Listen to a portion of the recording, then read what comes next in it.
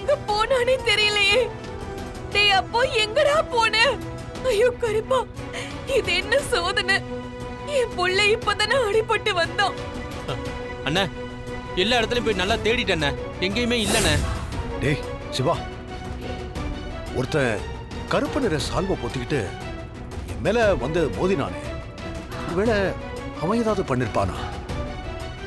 அவன் மொழியே சரியில்லை, இக்கத்தான பேச்சு வேற. எனக்கு அப்பவே சந்தேகமா இருந்துச்சு. முதல்ல இப்ப அவனை தேடு. இப்பவே நான் போய் தேடிட்டு வந்துடுறேண்ணே, இருங்கண்ணே.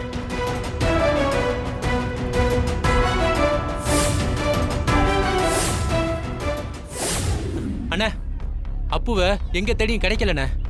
ஆனா கோவிலுக்கு அந்த பக்கமா ஒரு காரு ரொம்ப நேரமா நின்னுட்டு இருந்துச்சுன்னு சொன்னாங்க. ஆனா அந்த காரையும் இப்ப காணாண்ணே. அப்போ அவன்தான் நம்ம புள்ளைய கடத்திருக்கணும். இருக்கும்ண்ணே, இருக்கும். ஐயோ என்ன ஆச்சு? என்னன்னு சொல்லுங்க. இங்க பாருங்க, ரொம்ப நேரமா கருப்பு போர்வையை போத்திக்கிட்டு ஒருத்தன் இங்கதான் சுத்திக்கிட்டு இருந்தான். ஒருவேளை அவன் நம்ம அப்புவை கடத்திட்டு போயிருக்கலான்னு எனக்கு சந்தேகமா இருக்கு. ஐயோ, அப்போ கடத்திட்டாங்களா? என்ன சொல்றீங்க மாமா? ஐயோ, யார் கடத்தினா? எதுக்காக ஏன் புள்ளைய கடத்தணும்? ஐயோ என்ன பெரியப்பா, இப்ப என்ன பண்றது? நம்ம இங்கேயே சும்மா தேடிக்கிட்டு இருந்தா அது வேலைக்காகாது. முதல்ல போலீஸ்க்கு சொல்லணும். சரிங்க பெரியப்பா. அவங்க கிட்ட பணத்தை வாங்கிட்டு இவனை முடிச்சிடணும். அவங்க வீட்டு பையனை கொல்ல கூலிய அவங்க கிட்டயே வாங்கிக்க சொல்றீங்க, அப்படிதானே? அப்படியேதான். ஆனா நீ கேட்க போற தொகை பெரிய தொகை. எவ்வளவு மேடம்? 1 கோடி. 1 கோடியா? ஆமா. ஆனா அதுக்கப்புறம் உனக்கான ஹெவியான பேமெண்ட்டை நான் உனக்கு கொடுப்பேன். ஓகே மேடம், நீங்க சொன்ன மாதிரியே அவன் அப்பங்கிட்ட போனை போட்டு பணத்தை கேட்கறேன். அவன் அப்பங்கிட்ட இல்ல, அவனோட பெரியப்பங்கிட்ட பணத்தை கேளு. அதை விட முக்கியமான விஷயம், இதுக்கு பின்னாடி நான் இருக்கிறேங்கிற விஷயம் யாருக்குமே தெரியக்கூடாது. கண்டிப்பா தெரியாது மேடம். நீ அந்த ரகுராம்க்கு போனை போட்டு நீ சொன்ன ஒரு தப்பான தீர்ப்பால தான் இன்னைக்கு நான் என் குடும்பத்தை எல்லாம் இழந்துட்டு அனாதையா நிக்கிறேன். நீ மட்டும் உன் குடும்பத்தோட சந்தோஷமா இருக்க விட்டுருவனா? அதனாலதான் அவனை கடத்தினு சொல்லு. Okay madam. அவனுங்க அலறி எவ்வளோ பணம் வேணாலும் தரேன்னு கெஞ்சுவானு. அப்ப நீ பேரம் பேசு. நான் சொன்ன தொகையும் கேளு. ரகுராம் பணத்தை பெருசா நினைக்க மாட்டான். நீ கேட்ட தொகையை கண்டிப்பா கொடுப்பான். பணத்தை வாங்கிட்டு பையனை போட்டு தள்ளிடு. Okay madam. எங்க பாரு, நான் சொன்ன மாதிரியே அந்த ரகுராம் கிட்ட பேசு. அந்த குடும்பத்துல ரகுராம பழி வாங்கதான் குழந்தைய கடத்திருக்கேன்னு அந்த குடும்பத்துல இருக்கிறவங்க மனசுல பதியணும். அதுக்கு நான் சொன்னது ஸ்ட்ராங்கா அவங்க கிட்ட சொல்லணும். அதை கேட்டு பையனோட அம்மா சும்மாவே விட மாட்டான். குடும்பத்துல குழப்பம் உண்டாகி கலாட்டா நடக்கும். அவங்களுக்குள்ள அடிச்சு அந்த குடும்பமே சின்ன பின்னமாகணும்.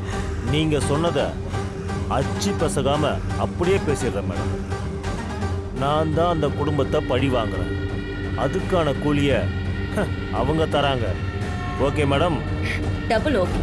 மேடம், நாங்க கோவில்ல எல்லா ஏரியாலையும் தேடிட்டோம், இங்க எங்கேயுமே இல்ல மேடம். ஓகே, உங்களுக்கு யார் மேலேயாவது சந்தேகம் இருக்கா?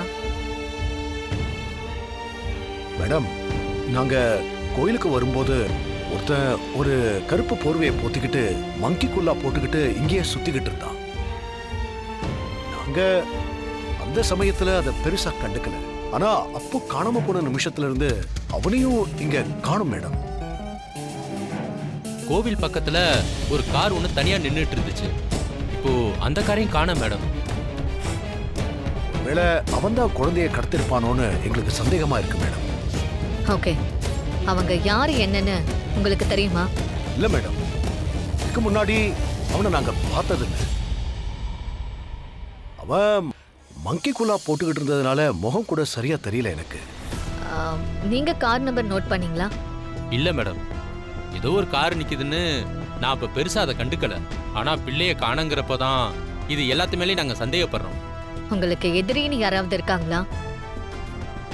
உங்க எல்லாரையும் பழி வாங்கணும்னு யாராவது முயற்சி பண்றாங்களா? ஏதாவது குடும்ப சண்டைகள்?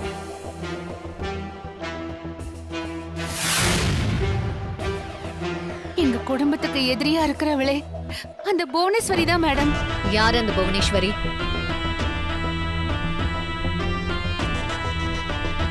உங்களுக்கு யார்கிட்டயாவது இருந்து மிரட்டல் கால் ஏதாவது வந்துச்சா? இல்ல மேடம், இப்போ வரைக்கும் யாரும் பண்ணல. அவங்கள யாரெல்லாம் பாத்தீங்க? மேடம், நானும் என் தம்பி சிவாவும் தான் அந்த ஆளை பார்த்தது. அவன் வேணுனே என்கிட்ட வந்து பிரச்சனை பண்ணா மேடம். யாராவது என் கூட வாங்க. அக்கம் பக்கத்துல ஏதாவது சிசிடிவி கேமரா இருக்கான்னு பார்த்து அதுல அந்த கார் எந்த பக்கமா போச்சுன்னு என்ன ஏதுன்னு விசாரிப்போம். வாங்க. ஐயோ என் புள்ளைக்கு என்ன ஆச்சு? ஐயோ அப்பா அமைதியா இரு. ஐயோ, என்ன இது? ஆச்சு புள்ளைக்கு. ஐயோ ஐயோ ஐயோ புள்ளைய இப்படி கட்டி போட்டு வச்சிருக்காங்களே. ஐயோ என்ன இது? ஏய் முதல்ல அழறத நிறுத்துங்க. அவன் தைரியமா இரு. நான் சொல்றத கவனமா கேளுங்க. உங்க வீட்டு பையன் இப்ப என் கஸ்டடியில தான் இருக்கான். ஏய் யார் நீ? எதுக்காக எங்க அப்பாவை கடத்தி வச்சிருக்க? முதல்ல போன அந்த ரகுராம் கிட்ட கொடு. வாங்கி பேசுங்க மச்சான். ஹலோ ஹலோ, நான் ரகுராம் பேசுறேன். யார்டா நீ? என் பேரு பூபதி. உனக்கு என்ன ஞாபகம் கூட இருக்காது. எல்லார் பிரச்சனைக்கும் பஞ்சாயத்து பண்ற ஊர் தலைவர் தானே நீ. என்னோட பிரச்சனையில நீ எனக்கு தப்பான தீர்ப்பு கொடுத்துட்ட. அதனால இன்னைக்கு என்னோட குடும்பமே இல்லாம போயிடுச்சு. நான் அனாதையா நிக்கிறதுக்கு காரணமே நீதான். ரொம்ப நாளா உன்னை பழி வாங்கறதுக்காக தான் நான் சந்தர்ப்பத்தை பார்த்துட்டு இருந்தேன். அதுக்கு இப்போதான் சரியான நேரம் கிடைச்சது. அதனால தான் உன் வீட்டு பிள்ளைய தூக்கிட்டேன். நான் என்னைக்குமே தப்பான தீர்ப்பை கொடுத்ததே இல்லை. நீ தப்பு பண்ணிருப்ப, அதுக்காக நீ எங்க புள்ளைய கடத்துவியா? பாரு, இப்பவும் நீ தப்பு தான் பண்ணிக்கிட்டு இருக்க. ஒழுங்கு மரியாதையா பையனை கொண்டு வந்து கொடுத்துரு. அதுதான்டா உனக்கு நல்லது. ஐயோ சித்தி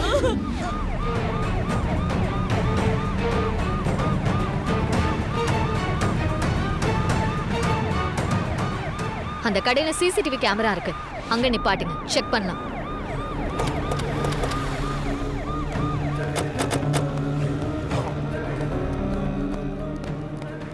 சார், சொல்லுங்க மேடம். உங்க கடை வாசல்ல இருக்கிற சிசிடிவி ஃபுட்டேஜ் பார்க்கணும். பார்க்கலாம் மேடம். வாங்க வாங்க வாங்க மேடம் பாருங்க. சார், நல்லா பாருங்க. நீங்க கோவில்ல பார்த்த காரு இந்த வழியா தான் போயிருக்காங்க. சரிங்க மேடம்.